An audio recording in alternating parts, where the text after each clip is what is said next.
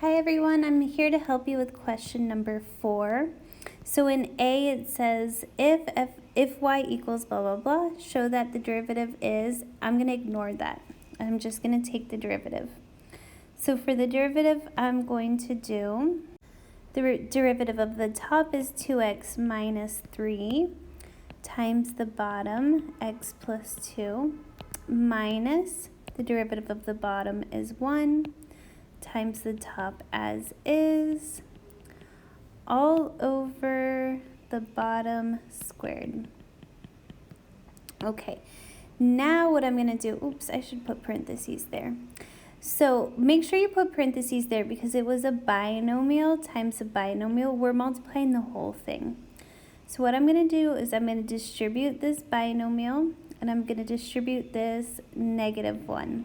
Okay, so I'll get 2x squared plus 4x minus 3x minus 6. That's from distributing on the left side. Now I'm going to distribute the -1. So minus x squared plus 3x squared, plus 3x minus 1 all over x plus 1 squared. Now I'm going to combine like terms. So 2x squared minus x squared is x squared. And then 4x minus 3x is 1x plus 3x is 4x. Oops. And then -6 minus 1 is -7. Okay, now I've finished. Let's reveal what they wanted the derivative to be. Boom, we're perfect.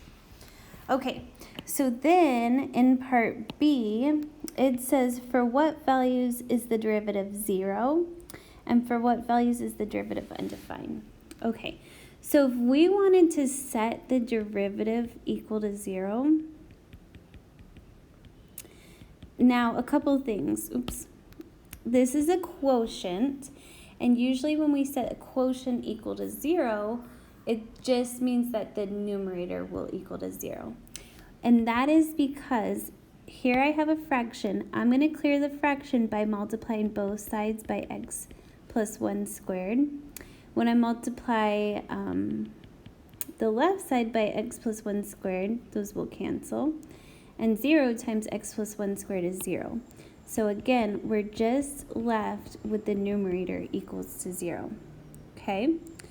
Now I have a quadratic, so I could try to factor this, but there are no numbers that multiply to get -7 that add to get 4. So I could complete the square, or I could do the quadratic formula. So I'm going to do the quadratic formula. X equals -b plus or minus the square root of b squared minus 4ac all over 2a. So x equals -4 plus or minus the square root of 4 squared minus 4 times 1 times -7 all over 2 times 1. So we get x equals -4 plus or minus the square root of 16 plus 28 all over 2, which is x equals -4 plus or minus the square root of 44 over 2. And the square root of 44 can become x equals -4 plus or minus 2 root 11 over 2. And the 4, the 2, and the 2 can all cancel out. So our final answer will be x equals -2 plus or minus the square root of 11. Okay, so that's for B1. And then B2, where is the function undefined? Remember that we cannot divide by a 0. So it's undefined when the denominator equals to 0. So I'm going to take the square root of both sides. X plus 1 equals 0. Subtract the 1, x equals -1 is where it's defined. See, what is the graphical significance of your answers in B? So in B, where we found the derivative equals to 0 is a horizontal tangent. Remember, anytime the derivative equals 0 means the slope of the tangent is 0, which means we have a horizontal tangent. And then wherever the function is undefined, we have a vertical asymptote. Okay.